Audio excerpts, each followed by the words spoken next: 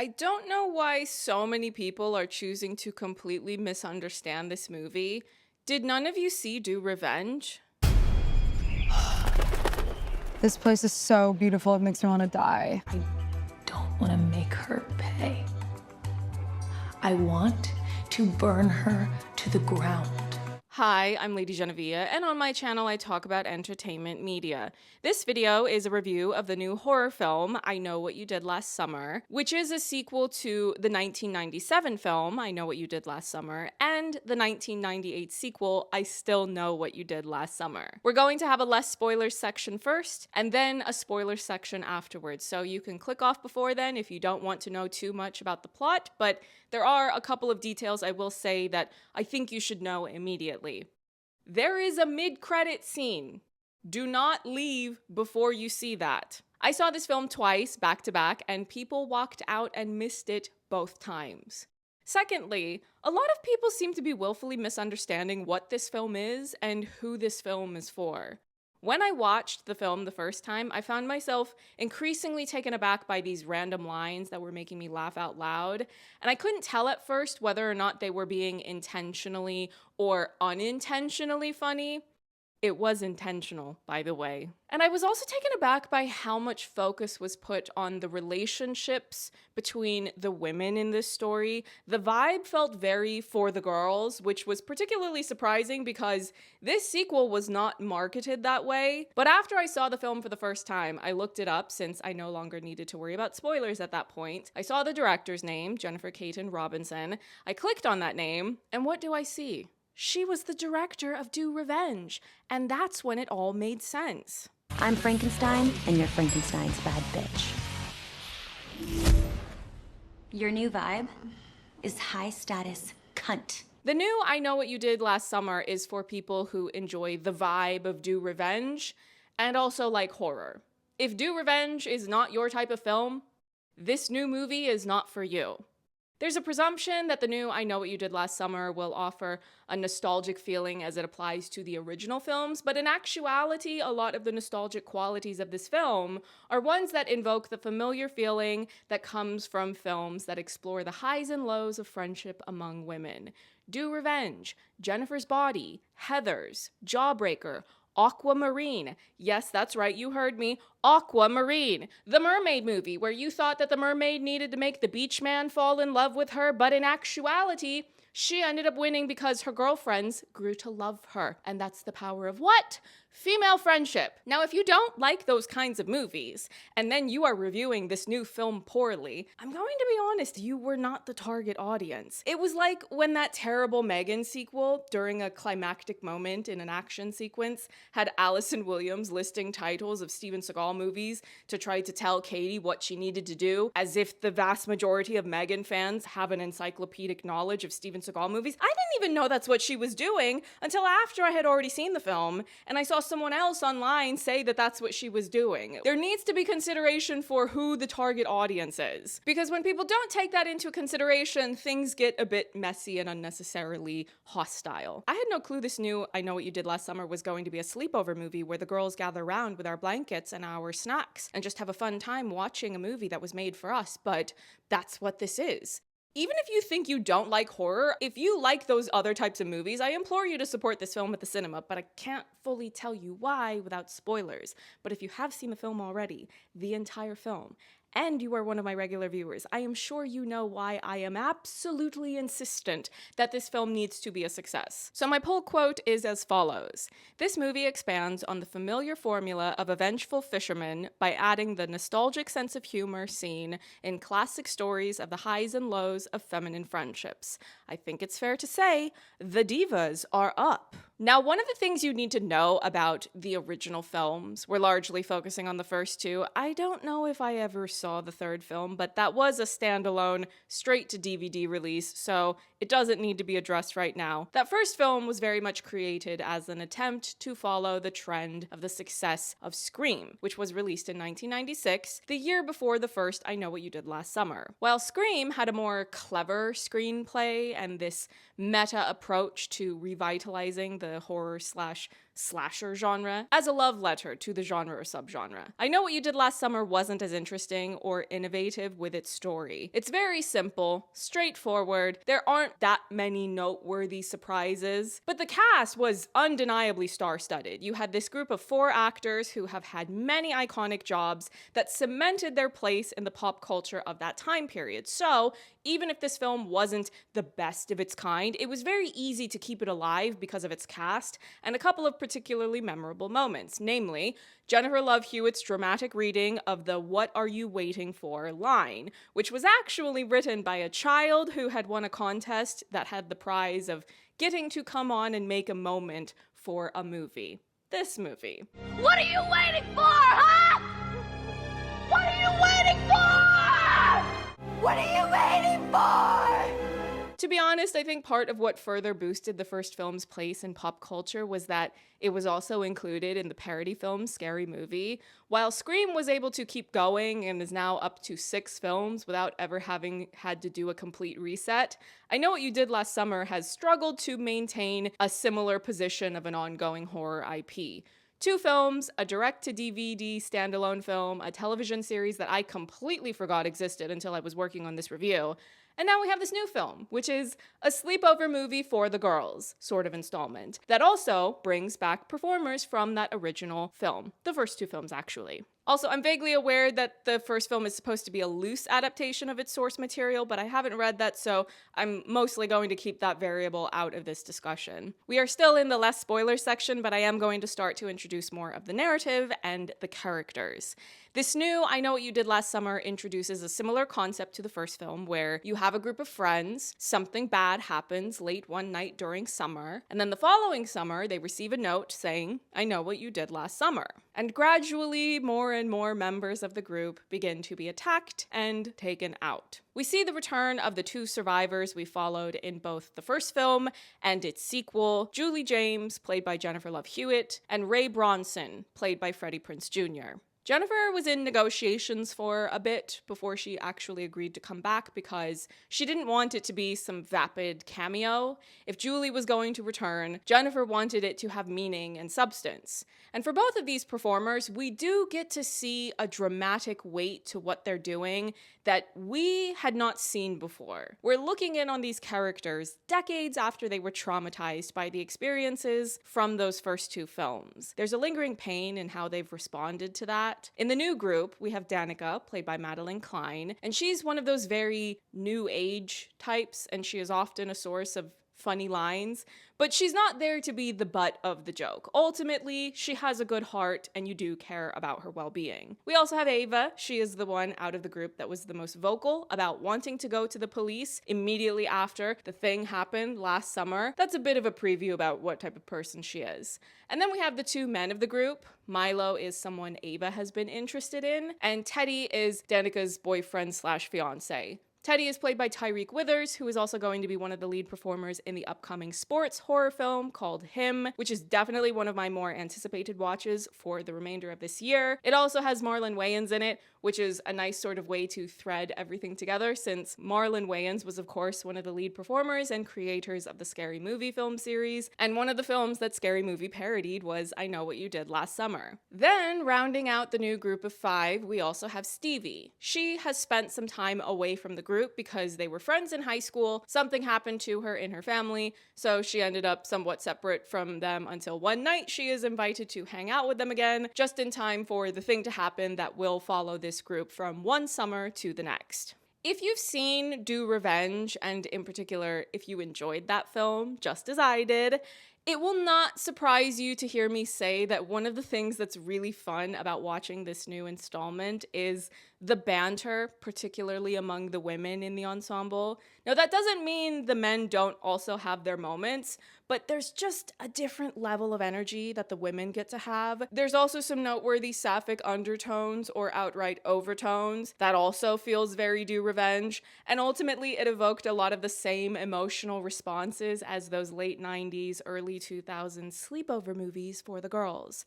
The focus on the relationships among the women, the humor, the open and honest expression with one another, some sort of quest or journey that they will need to go on. In this case, it's to try to figure out who the killer fisherman is so that they can try to survive the attacks. I've seen a fair few angry responses to this film online, people complaining that they don't like it, they think it's dumb. What I'm taking from that is that people want a more straightforward, dramatic horror film. No fun allowed. It's not a genre shift though. There's still a very real threat of danger and of dying a violent death, but there's also a sense of humor, which for me makes this a much easier film to revisit and have fun with. The threat is still real though. The fisherman gets multiple people, and this new legacy sequel satisfies a lot of the conventions you would get from that concept. Self-awareness about the source material, acknowledging the trauma of the legacy characters, but ultimately it's a film that wants you to have fun. It's not afraid of a bit of a twinkle in the eye, a sly joke, and in this case, to celebrate divas. I just have one question. What did you do last summer? Now let's get into spoilers. You have been warned. We're getting into all of the big spoilers. You know those movies that girls love, but the critical consensus snobbily looks down upon for not being more serious, more highbrow, more of this or more of that. And all the while, the core fan base of those films, they love them. While those films sit on Rotten Tomatoes between 35 to 55%. Well, that's exactly what this new I Know What You Did Last Summer is. The question for this moment is whether or not the prime audience will discover this film in a timely manner, while there is still an opportunity to get a sequel greenlit. Now, I don't know if this was being discussed a whole lot in the trades beforehand, but I somehow managed to remain unaware of it until we got to the mid-credit scene where they showed a television broadcasting a news story about everything that had just happened in the film. And then the camera slowly pans to the sofa, where we see Brandy returning as Carla Wilson from her role in I Still Know What You Did Last Summer. And I gasped out loud. It was very audible, and there were some confused noises behind me. I think they were teenage girls who maybe hadn't seen the sequel, or maybe either of those original films. Maybe they just wanted to see Madelyn Cline in a new movie. Who can truly say? But I, on the other hand, walked out of the film so excited that Brandy was back that Julie James had paid her a visit to recruit her to come back and fight the fisherman once again. Give me the sequel now, because I need it. And I had so much unexpected fun watching this film that I immediately ordered a ticket to the showing that was happening right after the show that I had just watched, because I wanted to watch it again and pick up on more of the details and laugh at the jokes that I had just heard but still found funny. Considering that this has a bit of a whodunit element where they're trying to figure out who the fisherman is, it is fun to get to go back and see more of the details that appear differently when you have the full picture and context in mind. What eventually gets revealed is that Stevie, the once outsider of the group, was the fisherman, but she was also working alongside Ray, who was a second fisherman, and Ray is the manager of his own bar where Stevie had been working at. Stevie had become an outsider to the friendship group when her father ran off and abandoned her, taking her entire university fund with him, so she wasn't going to be able to attend university anymore and had to stay in Southport working to make a living. The friend group is largely an affluent one because after the Southport massacre of 1997, the real estate in the area tanked. So this wealthy real estate developer, Grant Spencer, who is Teddy's father, came in, did a massive gentrification of the area, and basically turned it into, I don't know, the Hamptons of the South. Ray resents this development because he feels like these efforts to cover up the horrors of what he and the others went through, that feels more like a personal attack on him because it feels like historical revisionism and as if it's a denial and erasure of his trauma, which he has not effectively dealt with. Stevie, after losing everything, became an outsider to the group because the rest of the group were still affluent and able to go off to university, continue their upward trajectories in life, which were made all the more simple by them already having been born into wealth. So both of them already had these pre-existing wounds, emotionally and psychologically speaking.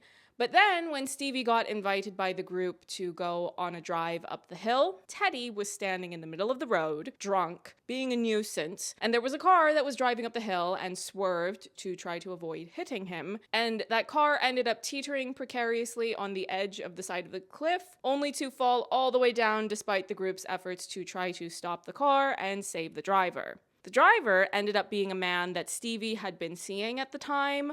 When she was feeling lost and vulnerable, one of the places she had sought refuge in was the church.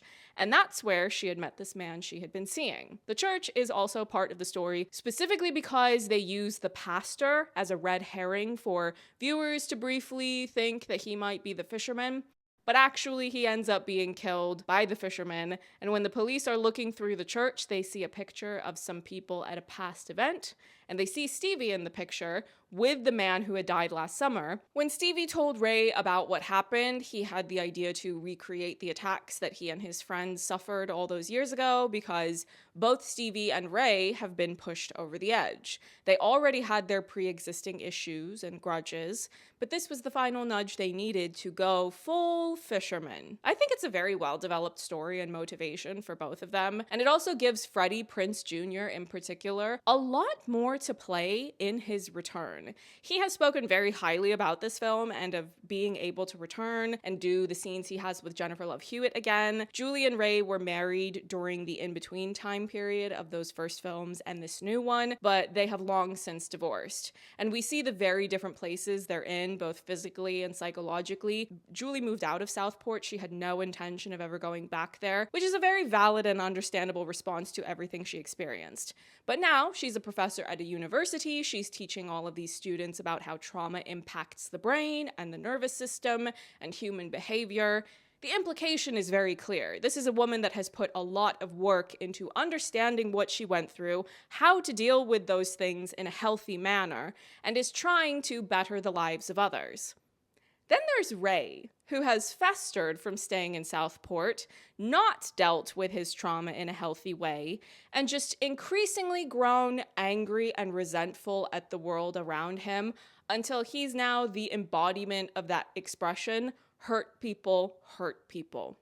He becomes the perpetrator of the same violence that he himself experienced. Jennifer and Freddie get to perform this intense, dramatic weight and baggage of these two characters and their relationship with one another. It's an entirely different caliber of acting and story than what the two of them did together in the past two films. Now, trying to describe the style of dialogue and the sense of humor is more easily done by making those comparisons to other films that explore the highs and lows of friendship among women. Jennifer's Body is a prime example of that, particularly with how negative the critical response was to that, and how this film is seemingly now receiving a similar treatment.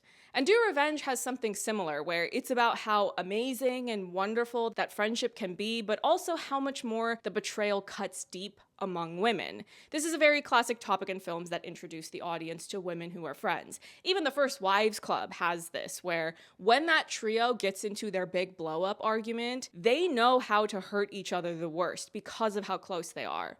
So when we have this new trio of women in the main group from last summer, you see how beautiful and affirming the friendship is between Danica and Ava, and how satisfying of a reunion it is when Ava comes back the following summer, and she and Danica are able to reconnect. Conversely, at the end of the film, when they learn that Stevie is the fisherman and she's viciously lashing out at them, you can see how much more deeply she is able to cut them, figuratively and literally. When Danica exclaims, "You killed my fiancé," and Stevie asks her, "Which one?" That's a reference to how Danica and Teddy broke up after the events of last summer made him snap, so Danica got a new boyfriend turned fiancé, and both of those men were victims of this new wave of fisherman kills.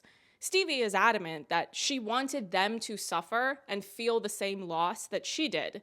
So that's why we see both of those men killed, Danica's new fiancé and Teddy. And Ava had this unresolved tension with Milo, whom she was shown to be interested in last summer, but also she was about to hook up with him this summer, and that was when the killer came and got rid of him. When Ava returned from this summer, she was shown to be hooking up with this girl named Tyler, who was a true crime podcaster coming to Southport to do an episode on the 1997 events. Her podcast was called Live, Laugh, Slaughter. That was ridiculous, and yes, I did find it funny. And when Milo came to pick up Ava from the airport and also gave Tyler a ride to Southport, and Tyler nonchalantly propositioned Milo because she could sense the weird unresolved tension between them, so she was ready for a trio hookup, yes, I did laugh. Both times. So again, both of Ava's love interests, lights out.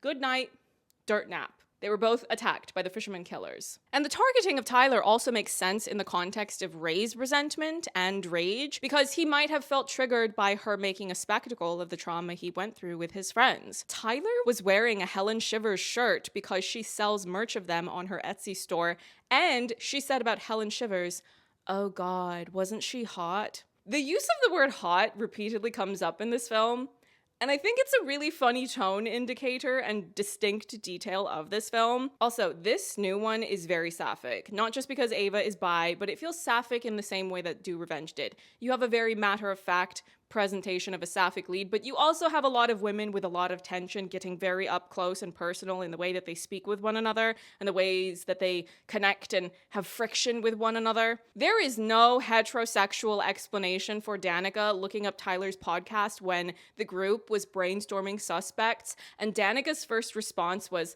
"Wait, I found her. She's so hot." And then Ava responds with, "She's very hot." And then at the police station, after Danica's second fiance was murdered, I forgot his name, but we'll just call him the vanilla alcoholic, and Danica asks Ava, "Does this make me a widow?" And Ava tells her, "Yeah, but you're like a hot widow." And she means that so earnestly. She is genuinely giving her best effort to console her best friend. And Danica responds, "Well, yeah, but the hot part was implied." This is a very specific style of language, and it's one that I happen to enjoy. It's that dark, comedic, women are the main characters type of dialogue. It's very Diablo Cody, and I don't just invoke the name Diablo Cody because she wrote Jennifer's Body. Diablo Cody also wrote Lisa Frankenstein, which happens to be my #1 film of 2024. Are guys so simple that you just have to put on a pirate skeezer dress and suddenly they want to talk to you? And Do Revenge had that same energy. It's this particular style and rhythm and bite to the way that these women leads would speak to one another. Not just the leads either, even the supporting players were going to speak their minds. From the bottom of my heart, I wish you nothing but the worst for the rest of your miserable fucking existence. And actually, let's make sure we give some flowers to the Helen Shivers cameo because it worked perfectly well into the narrative where Danica was having a nightmare, she's afraid of being another victim of the fisherman, so she dreams that Helen Shivers is speaking to her. Helen Shivers was a beauty queen, similar to Danica, and she had already expressed a sort of kinship to Helen Shivers before the dream had even happened. And by the way, another bit of trivia. Sarah Michelle Gellar was also in Do Revenge. She was the headmaster of the school. Today, you let your anger control you. From now on, I want you to control it. Channel that anger into getting what you want. So it was absolutely perfect that she would return in this way. There was clearly so much love and reverence for her and for the character. They gave her so much space to absolutely devour her comeback scene. They are very aware of who exactly her fans are, and they gave them exactly the type of energy they would want to have in a scene of her returning. I understand that if people wanted a very straightforward retreading of what's already been done, another typical slasher where people are simply picked off one by one, and that's all the film is meant to be, then those people will be closed off to the infusion of this comedic style of dialogue and acerbic women speaking to the girls in the audience and making us feel that warm glow of sleepover movies from 20 to 30 years ago. But I was someone that was very lukewarm and ambivalent about there being a new I Know What You Did Last Summer installment, and I ended up having a lot of fun with this one. So I am going to do my part to sing the film's praises because I am clearly the target audience for this. I will put this in the context of what the film is doing and what exactly it's reminiscent of. I know this movie is for the girls because in the end, you've got Danica and Ava still alive, mentioning how Stevie is still alive, so they are going to need to find and kill that unresolved matter. And Julie went and recruited Carla to join the fight because Carla's life has now been threatened. And you don't ever threaten Paolo Montalban's wife. You just don't do that here.